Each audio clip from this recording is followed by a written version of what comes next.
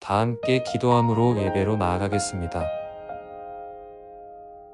큰 죄인들을 불러 하나님 나라를 채워주시는 하나님, 아는 것보다 모르는 것이 훨씬 더 많은 세상에서 몇 가지를 알았다고 전부를 알 것처럼 떠들던 우리들을 하나님의 지혜 앞에 고개 숙이게 하심 감사합니다.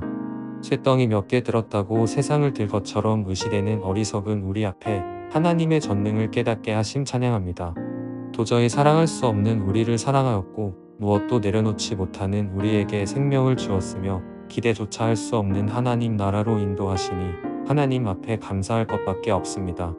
예배하는 이 시간, 하늘에는 영광, 땅에는 은혜 충만한 시간 되게 하여 주옵소서. 구원하신 주님을 기쁨으로 찬양하며 귓가에 울려 퍼지는 말씀에 귀를 기울이게 하옵소서. 이 모든 말씀 우리 구주 예수님의 이름으로 기도합니다. 아멘. 다 함께 나의 맘 받으소서 찬양하겠습니다.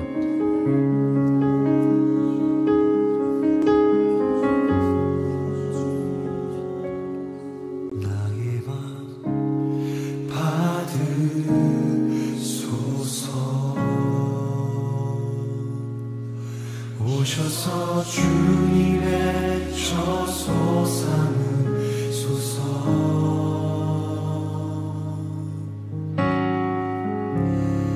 나의 전부이신 주여 내 맘을 받아주소서.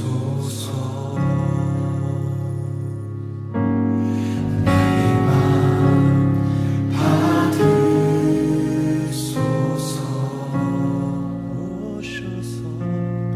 오셔서 주님의 처소 삼으소서.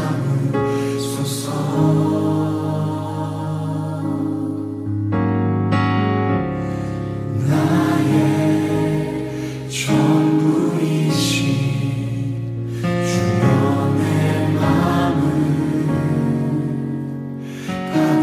받아주소서. 오 나의 맘을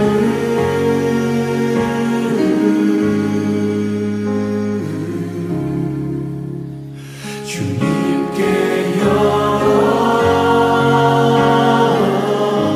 열었으니 주여 내게 오셔서 내 맘에 거하여 주옵소서.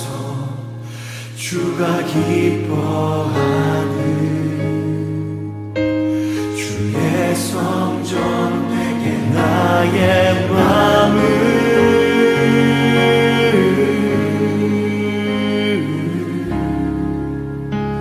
주님께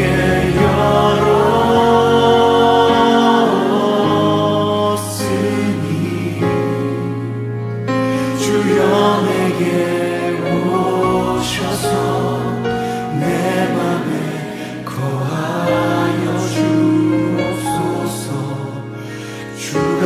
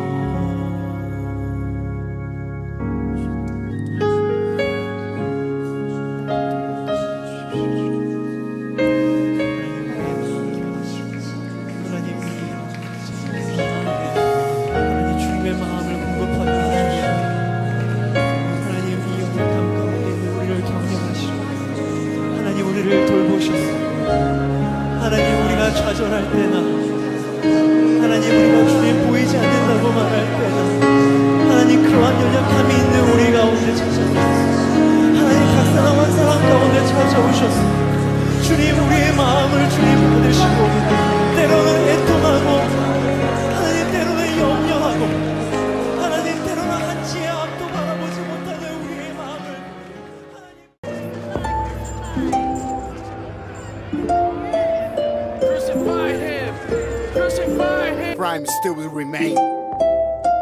Who do you want me to release? The killer, Barabbas, or Jesus, called the Christ?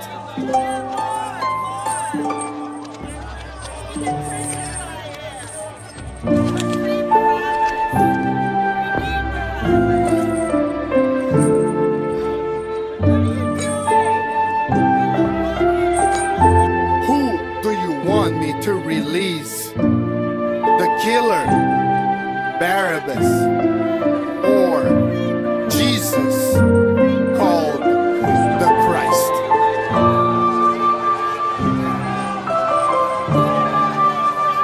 We have our law, and by it he should die for calling himself the Son of God. He is a liar, he is not the Son of God. He doesn't even challenge the sentence.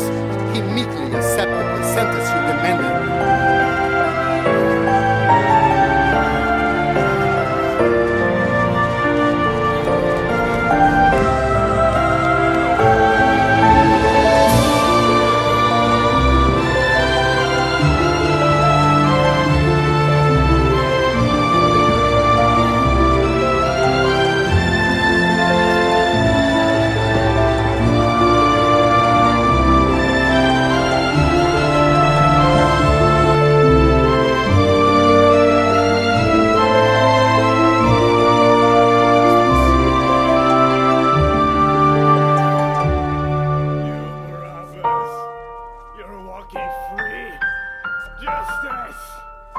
Justice! I demand justice! Grab Barabbas and crucify him! Get across! Try a brave death if you have a drop of courage.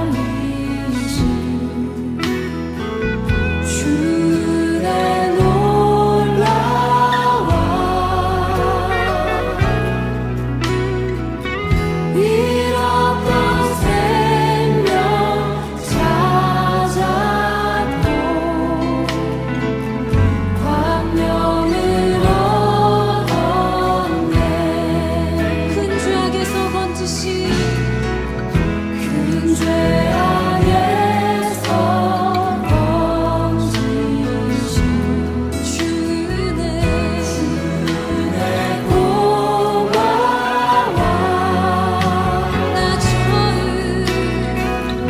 나 처음 믿은 그 시간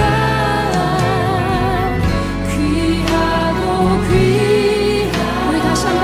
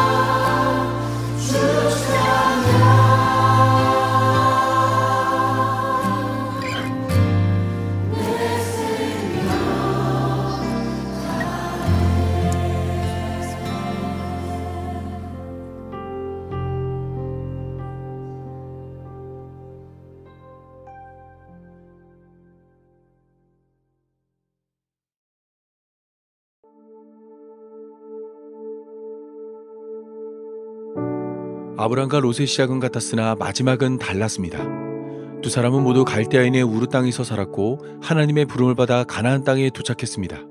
하지만 시간이 흘러 아브라함은 복의 근원이 되었고 롯은 소돔의 심판에서 간신히 살아남아 역사의 뒤안길로 사라졌습니다.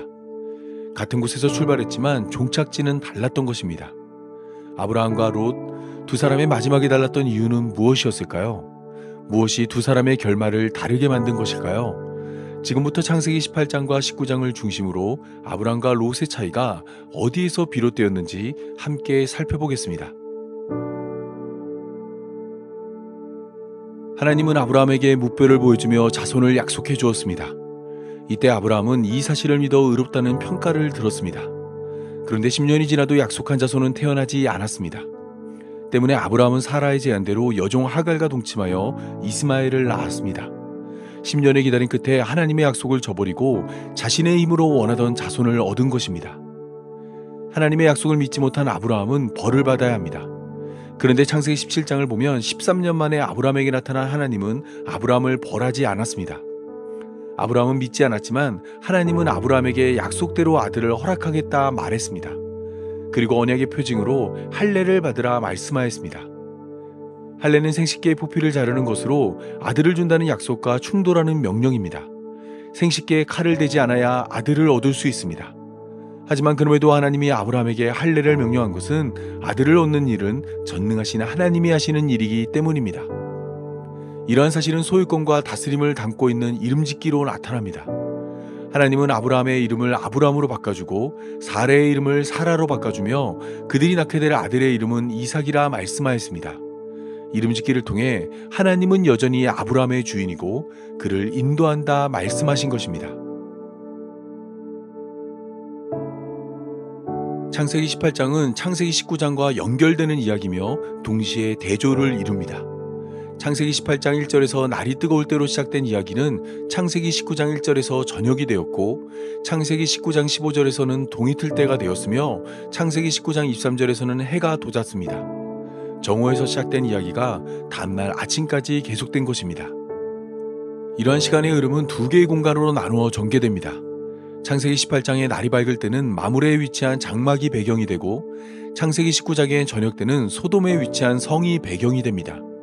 창세기 18장의 낮의 장막과 창세기 19장의 밤의 성이 대조를 이루고 있습니다. 그리고 대조를 이룬 공간은 서로 다른 인물이 중심이 되어 전개됩니다. 창세기 18장의 장막문에는 아브라함이 앉아 있고 창세기 19장의 소돔 성문 앞에는 롯이 앉아 있습니다. 이들은 각각 장막의 이야기와 소돔성의 이야기를 이끌어갑니다.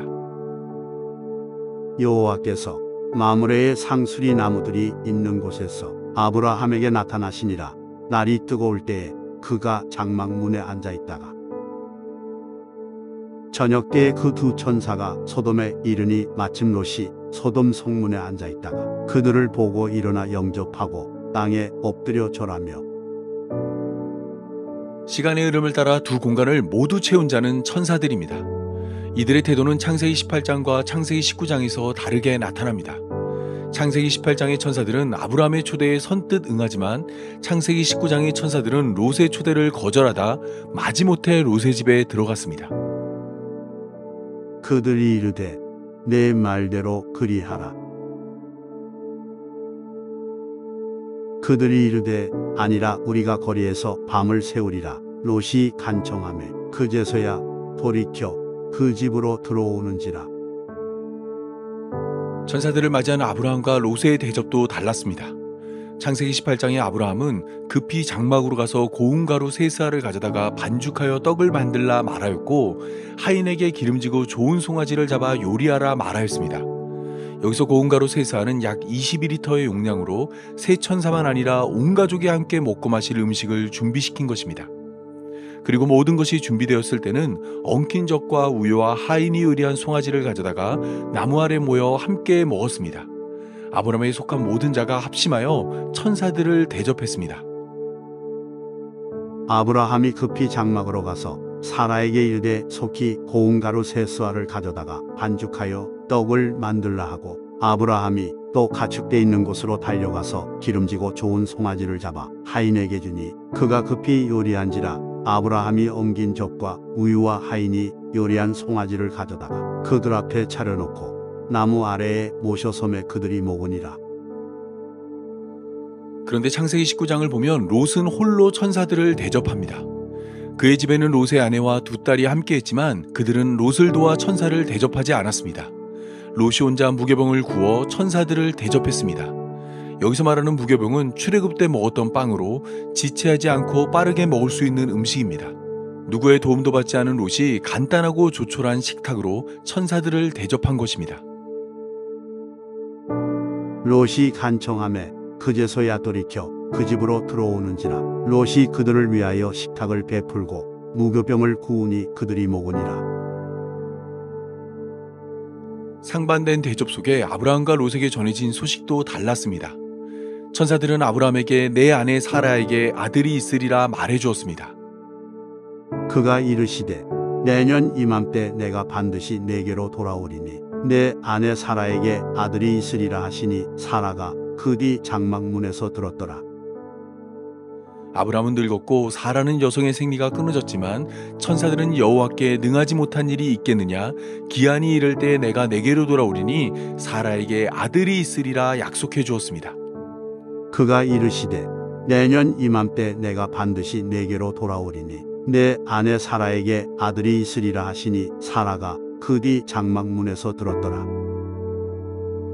그에 반해 소돔의 죄악을 확인한 천사들은 롯에게 소돔의 심판을 알렸습니다. 여호와께서 소돔을 멸하시려고 우리를 보내셨나니 우리가 소돔을 멸할 것이라 말하였습니다.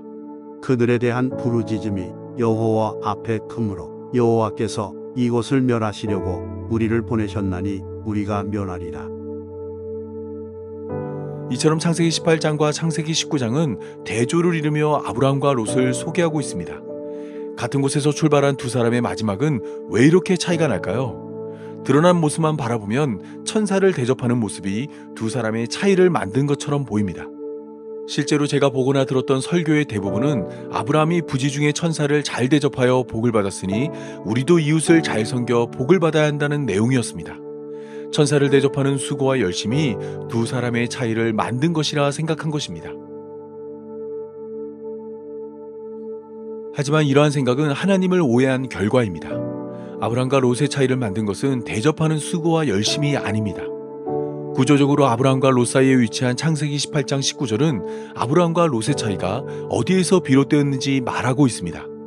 내가 그로 그 자식과 권속에게 명하여 여호와의 도를 지켜 의와 공도를 행하게 하려고 그를 택하였나니 이는 나 여호와가 아브라함에게 대하여 말한 일을 이루려 함이니라. 아브라함과 롯의 차이는 하나님의 선택입니다. 하나님은 아브라함으로 그 자식과 권속에게 명하여 여호와의 도를 지켜 의와 공도를 행하게 하려고 아브라함을 선택했다 말씀하였습니다.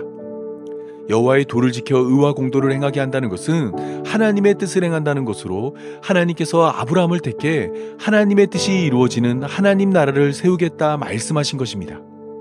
이것이 바로 아브라함과 롯의 차이를 만들었습니다. 아브라함은 하나님께서 선택했고 롯은 하나님이 선택하지 않았습니다.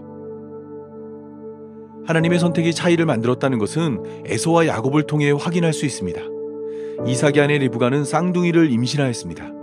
이때 뱃속에서 두 아들이 다투었고 하나님은 두 국민이 내 태중에 있구나, 두 민족이 내 복중에서부터 나뉘리라, 이 족속이 저 족속보다 강하겠고 큰 자가 어린 자를 섬기리라 말씀하였습니다. 에서와 야곱이 아직 나지도 않은 때에 하나님께서 큰 자인 에서가 아니라 작은 자인 야곱을 선택한 것입니다. 이들이 태어나 무슨 선이나 악을 행하지 아니한 때에 작은 자를 택하심으로 하나님의 뜻은 행위에 있지 않고 하나님의 선택에 있다는 것을 깨닫게 한 것입니다. 그 자식들이 아직 나지도 아니하고 무슨 선이나 악을 행하지 아니한 때에 택하심을 따라되는 하나님의 뜻이 행위로 말미암지 않고 오직 부르시는 이로 말미암아서게 하려 하사 리브가에게 이르시되 큰 자가 어린 자를 섬기리라 하셨나니 기록된 바 내가 야곱은 사랑하고 에서는 미워하였다 하심과 같으니라. 12제자를 선택하는 것도 마찬가지입니다. 예수님은 12제자를 선택할 때 학벌이나 외모나 재력을 보지 않았습니다. 오직 택하시는 예수님의 뜻을 따라 자기가 원하는 자들을 불러 12제자로 삼았습니다. 또 산에 오르사 자기가 원하는 자들을 부르시니 나온지라. 제자를 부르실 때 그 어떤 조건도 보지 않은 예수님은 자기 백성을 부를 때도 조건을 보지 않습니다. 심지어 그들이 회개하거나 돌이키거나 변하지 않더라도 그들을 위하여 자신의 생명을 주심으로 하나님의 사랑을 확증하여 보여주었습니다. 우리가 아직 죄인 되었을 때 그리스도께서 우리를 위하여 죽으심으로 하나님께서 우리에 대한 자기의 사랑을 확증하셨느니라. 또한 우리가 하나님을 사랑할 때 우리를 사랑한 것이 아니라 우리가 하나님을 사랑하지 않았을 때 먼저 우리를 사랑하여 우리를 자기 백성 삼아 주었습니다. 우리가 사랑함은 그가 먼저 우리를 사랑하셨습니다. 창세전부터 우리의 모든 것을 알고 계신 하나님이 수많은 사람 중에 우리를 선택하여 우리로 사랑 안에서 그 앞에 거룩하고 흠이 없게 하시려고 그 기쁘신 때로 우리를 예정하사 예수 그리스도로 말미암아 자기 아들 되게 하였습니다. 곧 창세전에 그리스도 안에서 우리를 택하사 우리로 사랑 안에서 그 앞에 거룩하고 흠이 없게 하시려고 그 기쁘신 뜻대로 우리를 예정하사 예수 그리스도로 말미암아 자기의 아들들이 되게 하셨으니 이는 그가 사랑하시는 자 안에서 우리에게 거저 주시는 바 그의 은혜의 영광을 찬송하게 하려는 것이다. 우리가 어떤 조건도 갖추지 않은 때에 오직 불러주시는 하나님의 뜻을 따라 우리를 선택하심으로 교회로 부름받은 성도가 되게 한 것입니다. 그렇다면 택한 자와 그렇지 못한 자의 차이는 무엇일까요? 리브가의 뱃속에서 하나님의 선택을 받은 야곱의 경우를 살펴보면 그 차이를 확실히 알 수 있습니다. 야곱이 삼촌 라반의 집에서 도망칠 때 하나님은 야곱을 뒤쫓는 라반에게 나타나 선악간에 판단하지 말라 말씀하였습니다. 밤에 하나님이 아람 사람 라반에게 현몽하여 이르시되 너는 삼가 야곱에게 선악간에 말하지 말라 하셨더라. 세상 모든 사람들은 그들의 행위를 선악으로 판단하지만 택한 백성에 대해서는 선악으로 판단하지 말라 말씀하신 것입니다. 그렇습니다. 택한 자와 그렇지 못한 자의 차이는 선악으로 판단받지 않는 것입니다. 아브라함을 택한 하나님은 아브라함이 하갈과 동침하여 이스마엘을 낳았으나 선악으로 아브라함을 판단하지 않았습니다. 하지만 택한 자가 없는 소돔에 대해서는 소돔의 행위를 선악으로 판단하여 그 땅을 심판하였습니다. 아브라함이나 롯이나 동일하게 심판받아 마땅한 삶이지만 택한 자에게만 허락되는 은혜로 아브라함은 선악간에 판단받지 않은 것입니다. 예수님의 제자들도 마찬가지입니다. 예수님이 체포되었을 때 베드로는 3번이나 예수님을 부인했습니다. 뿐만 아니라 다른 제자들도 모두 예수님의 곁을 떠났습니다. 가룟 유다만 예수님을 배신한 것이 아니라 모든 제자가 예수님을 배신한 것입니다. 하지만 예수님이 택한 제자들은 선악으로 판단받지 않습니다. 선악으로 판단하면 반드시 심판받아 마땅한 자들이 교회의 지도자가 되어 교회를 이끌었습니다. 바울의 경우도 그러합니다. 바울은 교회를 박해하던 자로 스데반은 물론이고 많은 성도들을 죽음으로 몰고 갔습니다. 오죽하면 빛으로 바울 앞에 선 예수님이 어찌하여 나를 박해하느냐 물을 정도였습니다. 하지만 예수님의 책망은 딱 거기까지였습니다. 예수님은 바울을 선악으로 판단하지 않았습니다. 선악으로 바울을 판단했다면 바울은 사도의 직분은 고사하고 구원받을 자격도 없는 자였지만 예수님은 십자가의 보혈로 그의 허다한 죄를 덮어 이방인을 위한 사도로 그를 불러주었습니다. 이 땅의 처음 교회도 다르지 않습니다. 이 땅의 처음 교회는 모두 선악간에 판단받지 않으므로 교회가 되었습니다. 선악으로 판단하면 교회될 수 없는 자가 교회가 되었기에 그들은 예수님을 배신한 제자들을 선악으로 판단하지 않았고 교회를 박해했던 바울도 선악으로 판단하지 않았습니다. 선악으로 판단받지 않아 교회가 되었기에 다른 이를 선악으로 판단하지 않은 것입니다. 선택받은 자만 선악으로 판단받지 않는다는 것은 객관적으로 판단할 때 정의롭고 공의로운 모습이 아닙니다. 롯과 소돔 사람들, 그리고 야곱의 형 에서, 그리고 가룟 유다의 입장에서 생각할 때 억울하다 생각할 수 있습니다. 아마 이 설교를 듣고 있는 여러분도 그렇게 생각할 것입니다. 하지만 여러분이 생각하는 우려와 걱정과 달리 그들을 향한 하나님의 심판은 정의롭고 공의로웠습니다. 창세기 18장 20절에서 21절을 보면 하나님은 소돔과 고모라에 대한 부르짖음이 크고 그 죄악이 심히 무거우니 내가 이제 내려가서 그 모든 행한 것이 과연 내게 들린 부르짖음과 같은지 그렇지 않은지 내가 보고 알려 한다 말씀하였습니다. 여호와께서 또 이르시되 소돔과 고모라에 대한 부르짖음이 크고 그 죄악이 심히 무거우니 내가 이제 내려가서 그 모든 행한 것이 과연 내게 들린 부르짖음과 같은지 그렇지 않은지 내가 보고 알려 하노라. 멀리서 들리는 소문만 듣고 소돔을 심판하지 않고 직접 보고 듣고 경험한 것을 바탕으로 소돔을 심판하겠다 말씀하신 것입니다.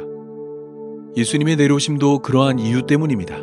말씀이 육신이 되어 우리에게 오신 예수님은 스스로 말씀을 믿고 따르고 지킨다 말하는 자들에게 죽임을 당함으로 그들이 말씀을 믿고 따르지 않는다는 것을 자신의 죽음으로 증명하였습니다.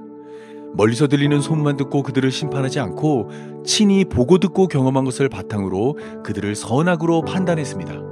누구도 원망하거나 불평하지 못하도록 정의롭고 공의로운 재판으로 그들의 행위를 행한 대로 갚아준 것입니다. 물론 이러한 설명에도 여전히 의문이 남을 수 있습니다. 행한 대로 판단한 것을 이해하더라도 그들이 선택받지 못한 이유에 대한 궁금증은 여전할 것입니다. 저 역시 이 부분은 항상 궁금하고 어떤 방법으로도 이해할 수 없습니다. 하나님의 선택은 오직 불러주시는 하나님의 뜻으로 우리가 헤아리거나 예측하거나 계산하지 못합니다. 어떤 조건이 작동하여 선택의 유무를 결정하는지 알지 못합니다. 때문에 하나님의 선택을 받아 성경에서 예수님을 배워 다시 오실 예수님을 믿음으로 기다리는 것을 은혜라 말할 수밖에 없습니다. 에베소서 2장 8절에서 9절이 말하고 있는 것처럼 그 은혜에 의하여 믿음으로 말미암아 구원을 받았으니 이것은 우리에게서 난 것이 아니요 하나님의 선물입니다. 행위에서 난 것이 아니니 누구도 자랑할 수 없습니다.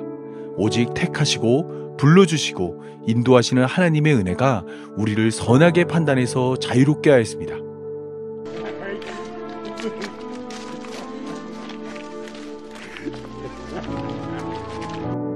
영화 신들러 리스트의 마지막 장면을 보면 신들러의 도움으로 독일군으로부터 목숨을 건진 자들이 신들러에게 감사를 표하는 장면이 나옵니다. 그들 중에는 독일군에 의해 소중한 사람을 잃은 자도 있었지만 누구도 신들러를 원망하거나 비난하지 않았습니다. 신들러에게 왜 자신은 구해주고 자신의 소중한 사람은 구하지 않았는지 따지지 않았습니다. 신들러가 그들을 위해 어떤 희생을 했는지 모두 알고 있었기 때문입니다. 오늘 우리에게 주어진 성경은 바로 이러한 역할을 하고 있습니다. 하나님이 우리를 위해 어떤 계획을 하였고 어떤 일을 했으며 어떤 일을 당했는지 말하고 있습니다. 우리를 구원하기 위해 자신의 생명을 주었고 우리의 죄를 하나밖에 없는 아들에게 맡겼으며 우리 중 하나가 되어 십자가에 달려 죽었습니다. 전능하신 하나님이 자신의 전부를 주어 우리를 사랑하신 것입니다. 때문에 성경에서 이 사실을 깨달은 자는 누구도 하나님을 원망하거나 비난할 수 없습니다. 우리를 구원하기 위해 자신의 전부를 허락하신 하나님께 더 많은 것을 요구할 수 없습니다. 왜 나인지, 왜 우리인지 알 수 없는 선택에 감사하며 오직 은혜로 구원하는 하나님을 찬양할 뿐입니다. 설명할 수 없는 구원 앞에 그저 기뻐할 뿐입니다. 이제 말씀을 정리하겠습니다. 아브라함과 롯의 차이는 하나님의 선택입니다. 선택받은 자는 선악간에 판단받지 않습니다. 선택의 조건은 오직 불러주시는 하나님의 뜻입니다. 그래서 구원은 하나님의 은혜이고 그 구원은 하나님이 하심으로 결코 실패하지 않습니다. 다 함께 기도하겠습니다. 크고 광대하신 하나님, 하나님을 이해하기엔 우리는 너무 작고 부족합니다. 하나님의 생각을 헤아릴 수 없고 계산할 수 없으며 설명할 수 없습니다. 우리보다 더 나은 자들이 차고 넘치지만 이유를 알 수 없는 하나님의 선택으로 교회가 되었습니다. 성경을 보기 전에는 우연인 줄 알았고 부모님 때문인 줄 알았고 내가 잘나서 그렇게 된 줄 알았습니다. 이러한 우리의 어리석음을 용서하여 주옵소서. 성경에서 우리를 구원하기 위해 부단히 노력하신 하나님의 열심을 봅니다. 여전히 넓은 길, 다른 길, 요행, 행운을 원하며 세상에서 우뚝 서길 원하는 우리를 구원의 자리로 인도하여 주옵소서.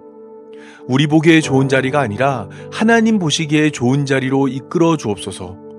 조롱받고 힘겹게 땀 흘리는 자리에서 하나님의 뜻을 배우고 예수님과 포개지는 삶으로 하나님 나라를 바라보는 삶이 되게 하여 주옵소서. 이 모든 말씀 우리 구주 예수님의 이름으로 기도합니다. 아멘.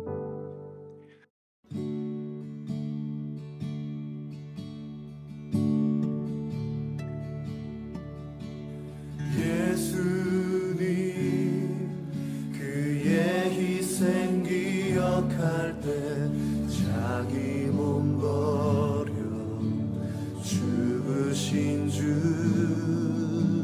나 항상 생명 주신 그 새겨 봅니다. 마음에 새겨 봅니다. 예수님 그의 희생 기억할 때 자기 몸 버려 죽으신 주 나 항상 생명 주신 그 은혜를 마음에 새겨 봅니다. 마음에 새겨 봅니다. 주 달리신 십자가를 내가 볼 때 주님의 자비 내 마음을 겸손케 해. 주께 감사하며 내 생명 주께 드리네.